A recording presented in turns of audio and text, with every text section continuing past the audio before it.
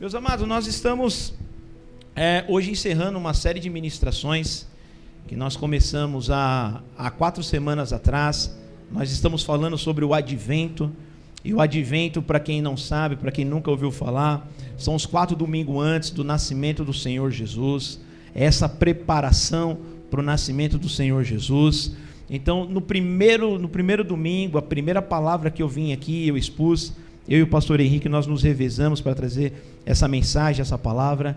E eu vou dizer para você, meu amado, como Deus tem falado aos nossos corações, como o Senhor ele tem acalmado os nossos corações nesses períodos que nós passamos.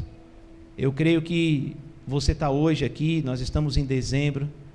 Se você for fazer uma retrospectiva do seu ano, se você for lembrar lá de janeiro, de fevereiro, e você ir decorrendo os meses, você vai ver que muita coisa aconteceu, né?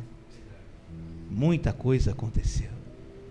Mas nós estamos aqui para fechar o ano e fechar com chave de ouro.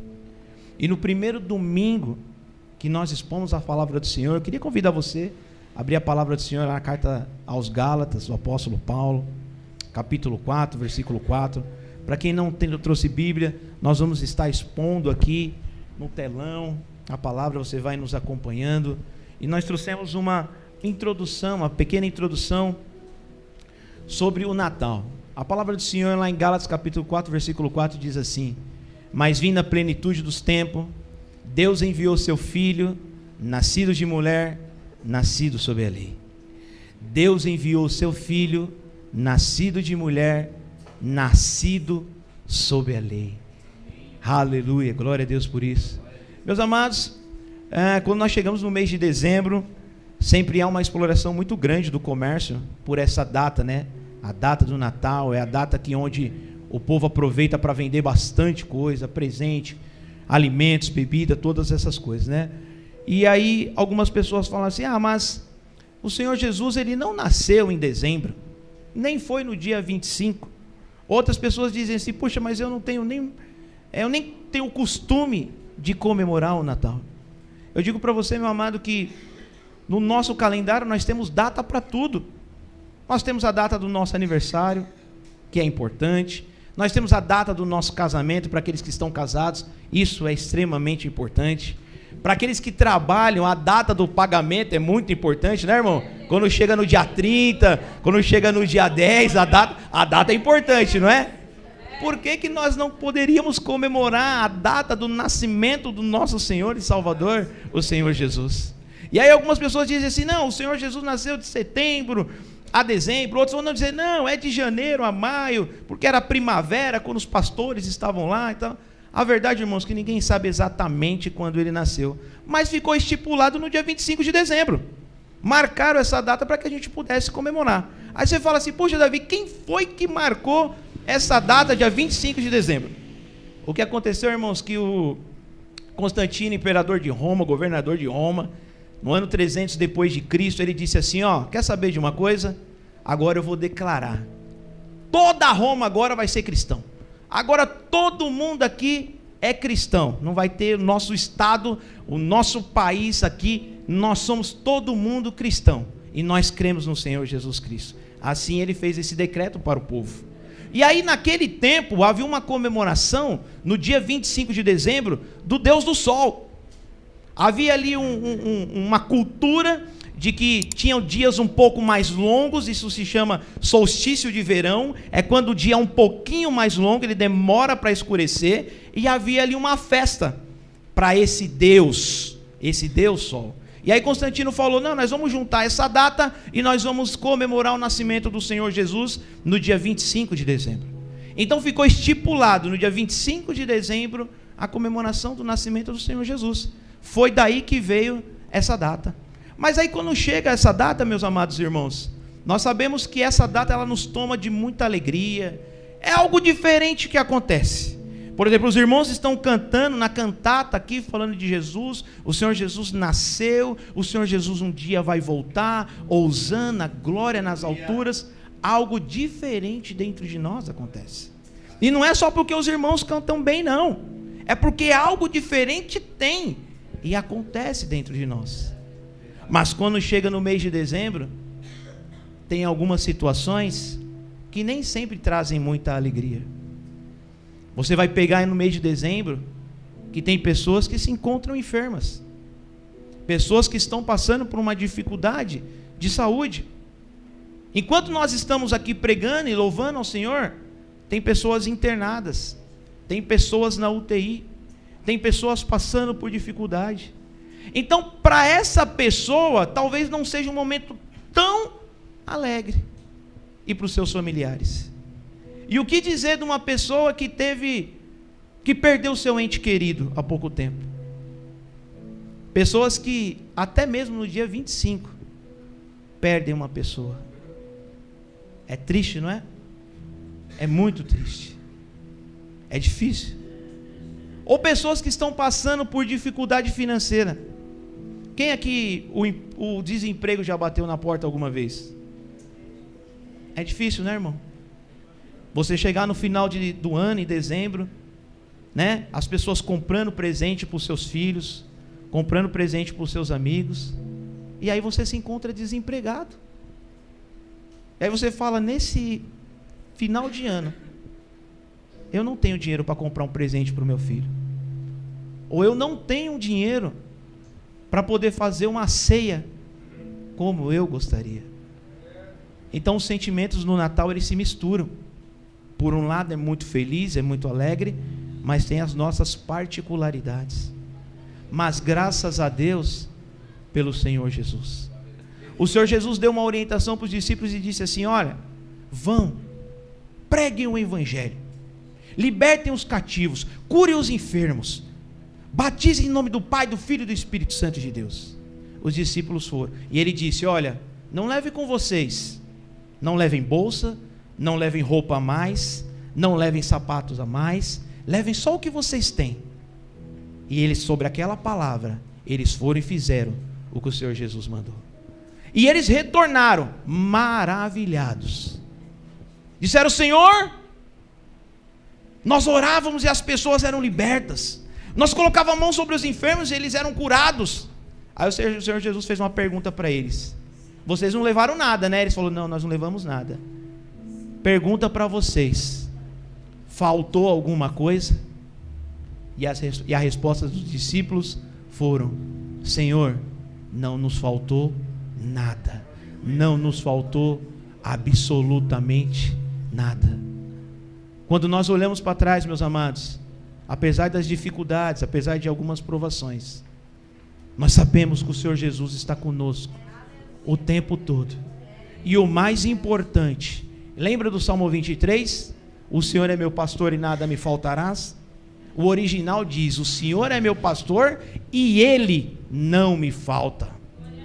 O Senhor é meu pastor e Ele não me falta. E quem tem o Senhor Jesus tem tudo, meu amado.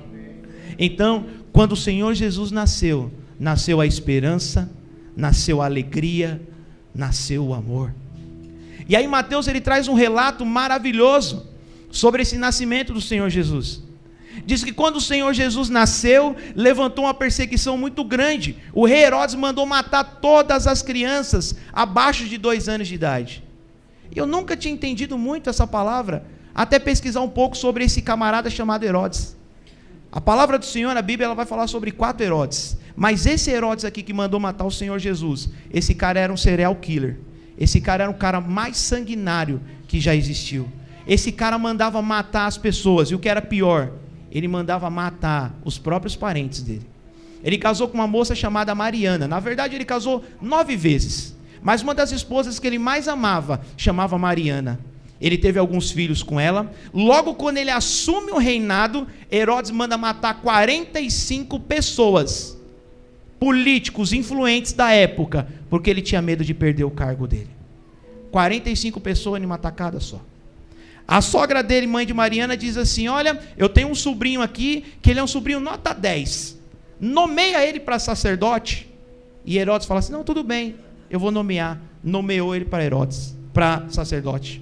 O tempo passou, o povo estava gostando desse sobrinho dele. Ele era um cara nota 10, aplicado. E aí o pessoal falou assim: olha, Herodes, eu acho que esse cara vai tomar o seu lugar. Sabe o que ele fez? Mandou matar o sobrinho. Ele teve alguns filhos com essa esposa Mariana, mandou eles estudar em outro país. Os meninos estavam se desenvolvendo muito. Um dia a irmã dele chega para ele e diz assim: Salomé, olha, os seus filhos estão estudando, eles estão ficando muito inteligentes e pode ser que ele tome o seu lugar. Sabe o que ele mandou fazer? Mandou matar os 2 filhos, com medo de perder o seu lugar. Rei Herodes tinha medo de perder o seu lugar, tinha medo de perder o seu reinado. Por isso que quando Jesus nasceu, ele disse: eu vou matar. Mas ele não conseguiu matar o Senhor Jesus. Graças a Deus, o Senhor Jesus escapou e está vivo até hoje. E muito pelo contrário, quem morreu foi ele. Porque depois que José estava lá no Egito, o anjo aparece para ele e diz assim: olha, aquele que queria matar o menino já é morto, pode voltar para lá. E o Senhor Jesus continua cumprindo o seu ministério e o seu propósito. E aí, meus amados, nesse relato de Mateus, algumas coisas que nos chamam a atenção sobre a atitude das pessoas diante do nascimento do Senhor Jesus. Quando o Senhor Jesus nasceu, a palavra do Senhor vai falar sobre, as pessoas costumam dizer, os 3 reis magos, né? Mas a palavra do Senhor, ela não fala que eram 3 e nem que eram reis. Elas vão dizer que eram alguns magos, os magos que foram visitar o Senhor Jesus. E o que me chama a atenção nessa história, meu amado, que esses magos estavam muito longe de onde o Senhor Jesus nasceu. Eles andaram muito tempo para poder ver o Senhor e Salvador. E ainda não só andaram, eles se esforçaram andando e ainda levaram muitos presentes: ouro, mirra, incenso, e foram presentear o Senhor Jesus. Nesse mesmo período que esses magos foram visitar o Senhor Jesus, o rei Herodes havia entendido que tinha sido enganado pelos magos, porque eles não disseram onde o Senhor Jesus estava. Ele reuniu os escribas e fariseus, o povo religioso, o povo da igreja daquela época, para saber mais sobre o Senhor Jesus. E eles contaram tudo o que aconteceu, todas as promessas e o que estava acontecendo. Pergunta para você: essas pessoas foram visitar o Senhor Jesus? Não moveram 1 centímetro. Como diz o ditado popular, não moveram uma palha para poder ver o Senhor Jesus. Os magos que não estavam na igreja, que eram astrólogos, que não conheciam nada da palavra do Senhor, se esforçaram para poder ver o Senhor Jesus e adorar Ele. E aqueles que estavam ali, que eram conhecedores da palavra, não mexeram 1 centímetro para poder visitar o Senhor Jesus. Há 3 atitudes das pessoas, do ser humano, quando nós falamos do Senhor Jesus. A primeira é igual a do rei Herodes, que perseguem ao Senhor Jesus, que perseguem os seus discípulos e perseguem a sua igreja. Perseguindo os seus discípulos, estão perseguindo ao Senhor Jesus. Eu creio que aqui na igreja, provavelmente, isso daqui não é o caso de nenhum de vocês. Nenhum de vocês está perseguindo a igreja ou perseguindo ao Senhor Jesus. Mas talvez seja o caso seu, os indiferentes. São aqueles que não movem nenhuma palha para poder ver o Senhor Jesus. Ou, eu espero que essa seja a grande maioria, que você seja um adorador como os reis, como os magos, que não mediram esforços para poder ver e adorar o Senhor Jesus na noite de Natal. Se esforçaram demais para poder ver ao Senhor Jesus. Então, o primeiro domingo do Advento do Senhor, nós falamos sobre esse resumo do Natal, de como tudo isso aconteceu. No segundo domingo, o pastor Henrique, ele trouxe uma palavra falando sobre o Deus que se fez carne. Quem que usa o aplicativo Glorify aí? Levanta a mão. Quem que pode ler a citação de hoje lá? Alguém pode? Tem-me? O celular está com a Bia, quem pode? Lê aí para nós, Gabi. Certa vez em nosso mundo, uma manjedoura carregou algo maior que o mundo inteiro. C.S. Lewis. Essa é a citação do Glorify de hoje, C.S. Lewis. Ele falou que na manjedoura, um bebezinho carregou mais do que o mundo inteiro. A palavra do Senhor diz lá em João capítulo 1, versículo de 1 a 3, no princípio era o verbo estava com Deus, e o verbo era Deus. Ele estava no princípio com Deus, todas as coisas foram feitas por Ele, e sem Ele nada do que se foi feito, se fez. Uma das coisas mais difíceis de poder entender, meu amado, é entender essa dupla cidadania de Jesus. Ele era cidadão do céu, era o próprio Deus, mas ele também era homem. Ele era 100% homem e 100% Deus. E algumas pessoas não conseguem entender isso. E eu digo para você que às vezes é difícil, para nós compreendermos isso, somente com muita fé, e somente com muito louvor e com muita adoração, que você vai entender que o Senhor Jesus era Deus e homem ao mesmo tempo. Uma das passagens que reflete essa situação foi quando o Senhor Jesus ele curou aquela mulher do fluxo de sangue. Lembra daquela passagem? Aquele lugar estava lotado, estava tomado, aquela mulher vai ali no meio da multidão e ela toca na orla das suas vestes. Quando ela toca na orla das suas vestes, a palavra de Deus diz que saiu virtude dele e ela foi curada. Saiu virtude, ali estava 100% Deus. Ele curou ela porque ele era 100% Deus. Mas ao mesmo tempo que ele era 100% Deus, que liberou cura sobre ela, ele vai fazer uma pergunta colocando a natureza de homem dele: quem me tocou? Se ele tivesse com a mesma natureza de Deus, ele saberia quem foi que tocou. Mas não, a natureza de homem dele estava ali. E ele disse: quem foi que me tocou?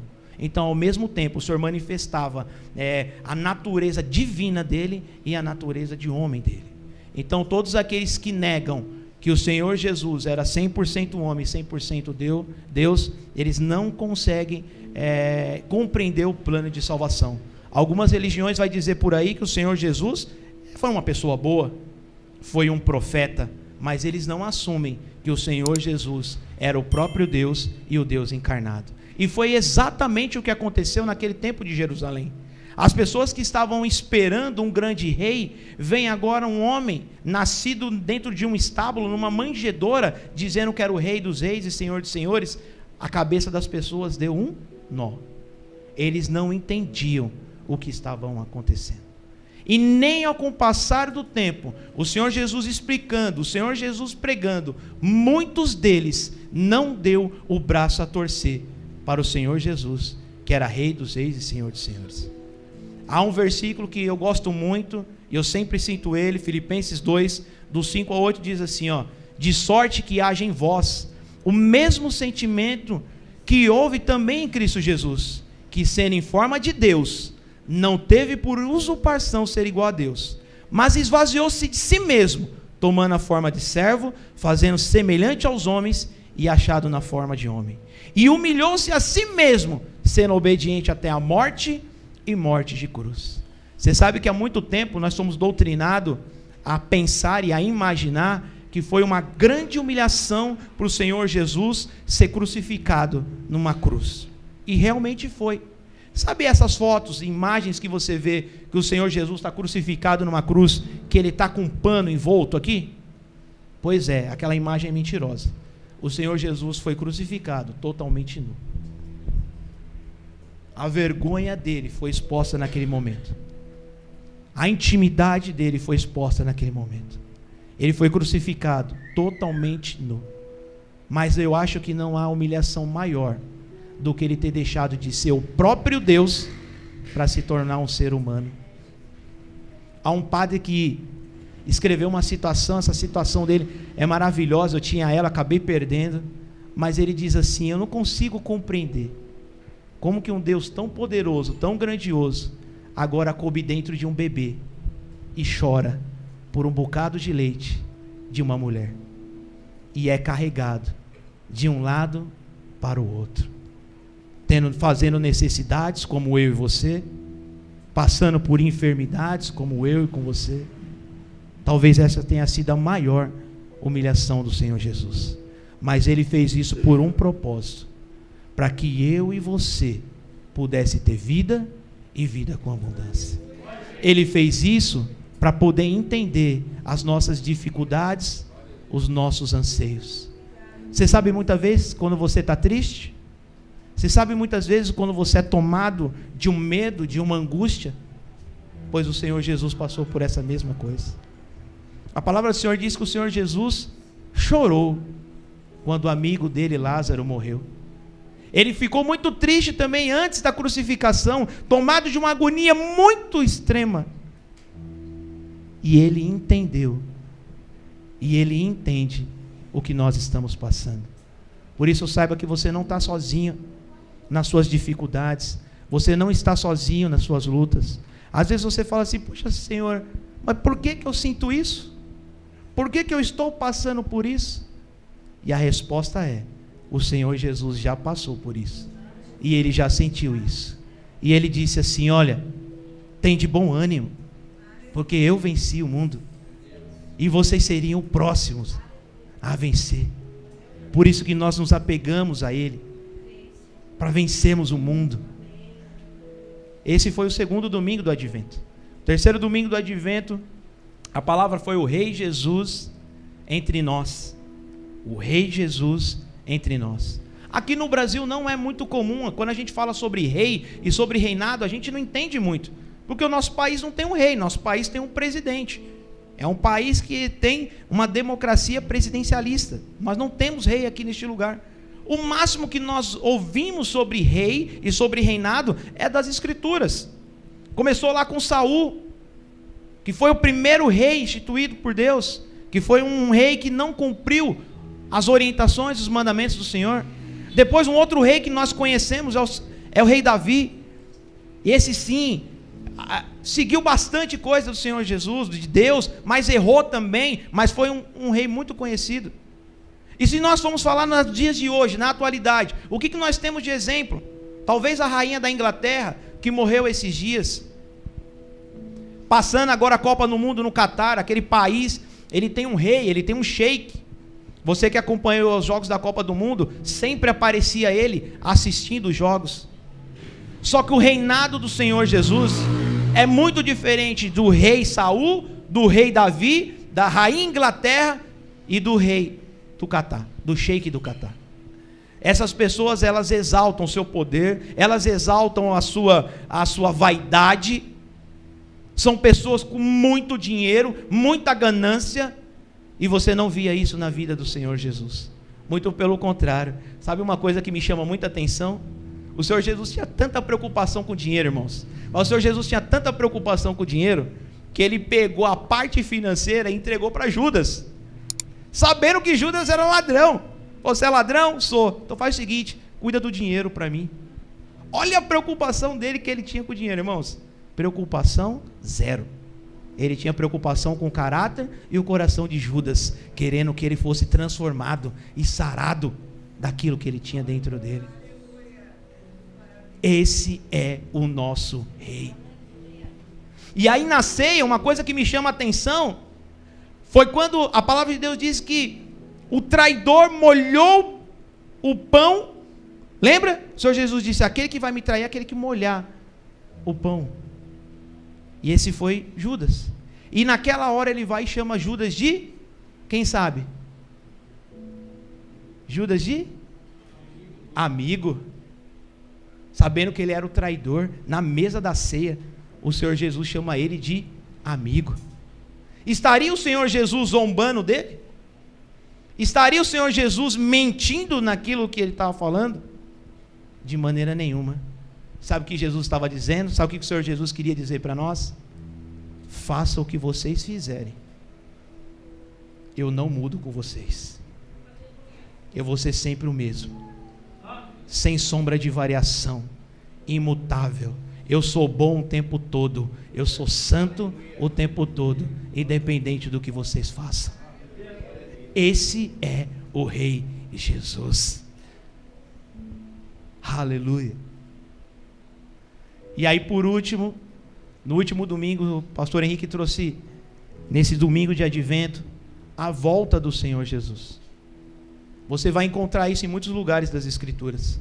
Lá em Gênesis mesmo já tem a primeira promessa, a primeira profecia da vinda do Senhor Jesus, que nasceria um da descendente da mulher que esmagaria a cabeça de Satanás. Você vai ver nos evangelhos o Senhor Jesus falando sobre a volta dele. Os discípulos diziam: Senhor, nos diz, nos fala, quando é que isso vai acontecer? E o Senhor Jesus vai trazendo sinais. Falou: a vinda minha vai ser assim, é quando assim, é quando assado, é quando isso acontecer, é quando isso acontecer. Mas o dia eu não sei, só o meu Pai que está no céu, que sabe o dia da minha volta. E aí é muito comum as pessoas dizerem assim: para com isso, velho, isso é fábula. Nós estamos em 2022, indo para 2023. Há tempos que eu ouço o pessoal dizer que Jesus vai voltar e até agora ele não voltou. Isso não vai acontecer. Meu amado, se você conhece a palavra do Senhor, se você é um bom leitor da palavra do Senhor, você vai ver que em todas aquilo que está escrito no Antigo Testamento, as promessas dos profetas, todas elas se cumpriram. Só está faltando a volta do Senhor Jesus. Tudo aquilo que foi cumprido nas Escrituras, tudo aquilo que foi prometido nas Escrituras, se cumpriu. Só está faltando a volta do Senhor Jesus. E o Senhor Jesus diz assim, ó: a minha vinda será como nos dias de Noé. As pessoas comiam, bebiam, compravam, vendiam, casavam e davam-se em casamento. A arca já estava pronta, o dilúvio já estava à porta e a vida das pessoas estava normal. Não tinha nenhuma mudança. Já estava para acontecer aquela situação e as pessoas estavam seguindo a vida ao normal. Até que um dia a família de Noé entra na arca, vem o dilúvio e não sobrou mais ninguém. E a vinda do Senhor Jesus vai ser igual aos dias de Noé. Comiam e bebiam. Sabe o que quer dizer comer e beber? São pessoas que ligam só para o seu ventre.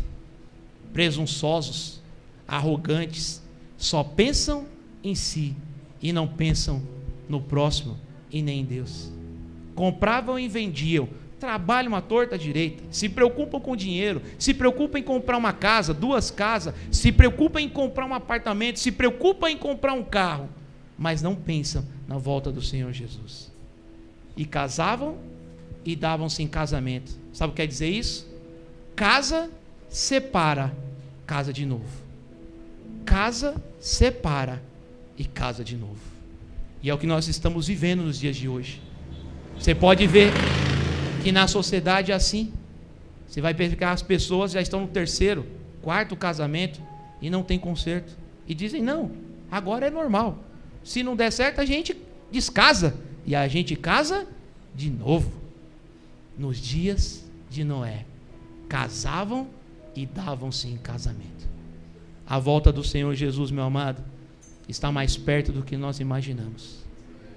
Se o Senhor Jesus nasceu, se o Senhor Jesus pregou o seu reino, se ele foi crucificado, morto, ressurreto, assunto ao céu, ele voltará para buscar a sua igreja.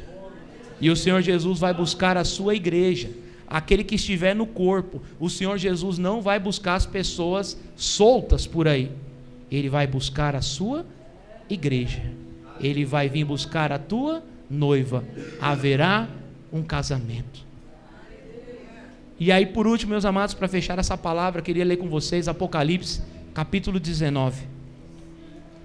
Vai lá para o último livro da Bíblia. Eu já estou encerrando. Apocalipse, capítulo 19. E o tema disso é o Rei Eterno. O Rei Eterno. Capítulo 19, versículo 11.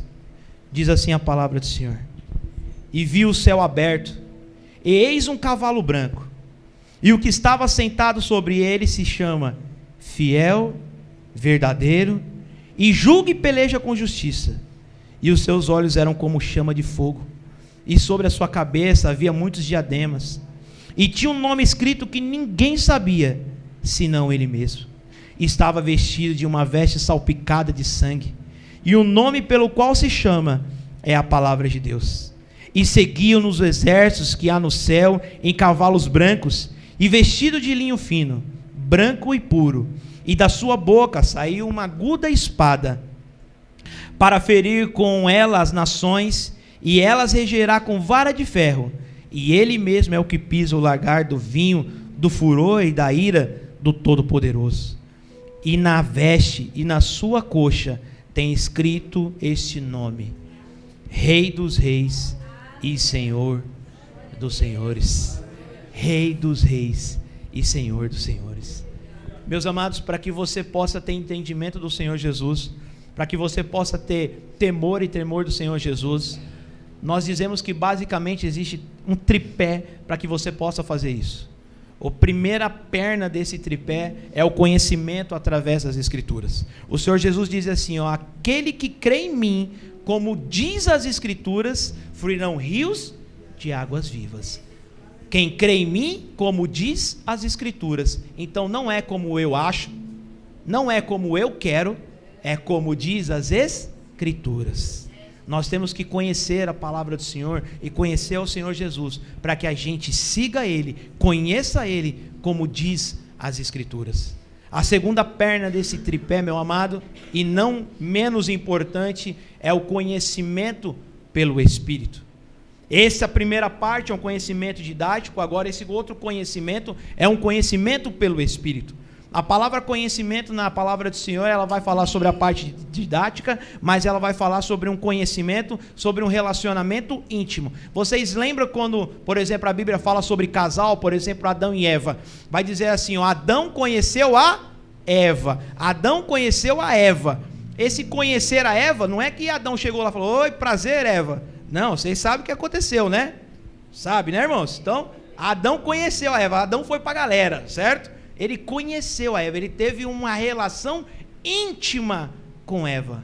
E o Senhor Jesus, a palavra dele diz que quando chegar no céu, para algumas pessoas ele vai dizer assim, ó, aparta-se de mim, porque eu não vos conheço. O Senhor é onipotente, onipresente, onisciente, sabe tudo, pode tudo e conhece todo mundo. Como é que ele vai chegar lá naquele dia e vai dizer que não nos conhece? Porque ele vai dizer assim, ó, vocês nunca tiveram intimidade comigo.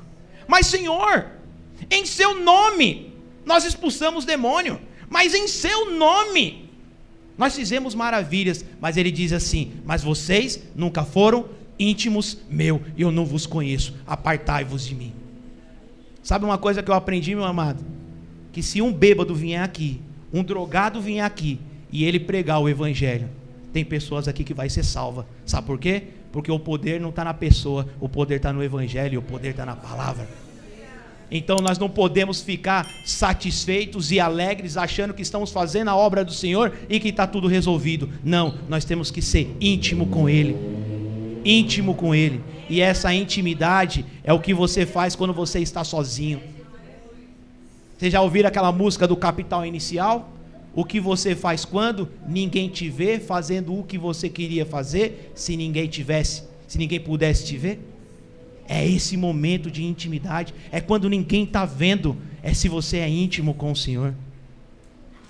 E o terceiro pé desse tripé, e não menos menor, e talvez o mais difícil, sabe o que é? É o relacionamento com o irmão. É o relacionamento com as pessoas. Você sabe que quando Adão e Eva pecou, o Senhor fez uma pergunta para eles: Adão, aonde é que você está, que não está na minha presença? Adão estava fugido, escondido, e não estava na presença dele.